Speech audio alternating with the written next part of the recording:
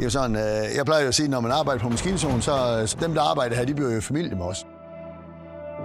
Man får jo et nært forhold, fordi man arbejder sammen, man arbejder måske mange timer.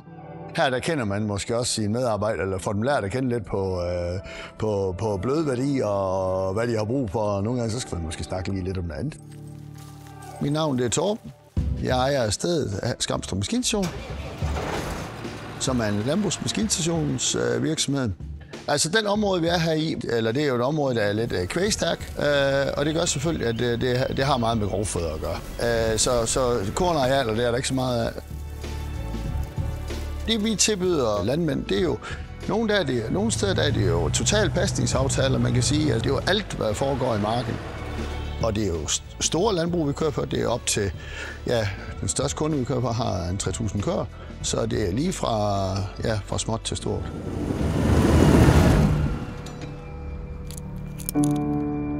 Jeg er egentlig udlært landmand.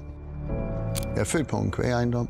Min far døde, da jeg ikke var ret gammel, og min mor drev ejendommen videre, og det gjorde måske også sådan lidt, at jeg blev hurtigt voksen, eller hvad det hedder. Jeg startede egentlig der i 96, der overtager jeg ejendommen efter min mor.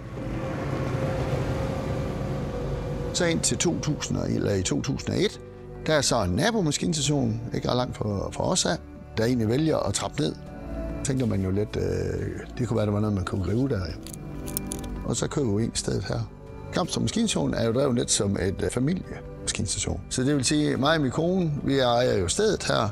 Og så har vi jo 3 børn. Der er Regina på 24. Jeg og hendes kæreste har endnu der. Jamen, nu er han jo svigersøn, så er han jo nødt til at arbejde. Og så er der Erling, som er den midterste af vores børn der. Han er en par 20 og er ansat. Det igennem. Har lige smuren og det hele, så det er sådan egentlig bare... Det er lige så rart at have de ansatte i familie, og så har vi jo selv en stor fodboldhold, eller hvad det hedder jo. Og så er der Daniel, den yngste, vi har på 19, arbejder på en planteavlsbrug. Men når så han er fri eller noget, så er han også en stor del af det her.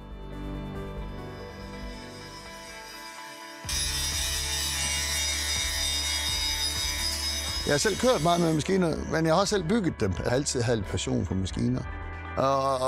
Og så bliver man sgu lidt, så bliver man lidt nørdet.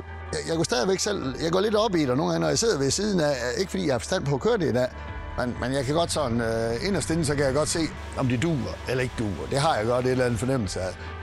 Det betyder meget her på stedet. Vi kan se os selv i produktet, at vi synes, at det er et godt produkt.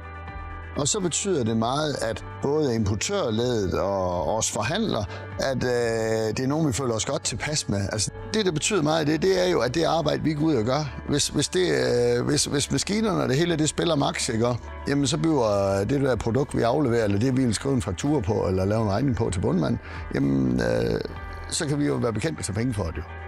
Vi har et motto herude, der siger, at kvaliteten er aldrig et tilfælde, men et resultat af en målbevidst indsats. Det prøver vi jo så på at implementere lidt.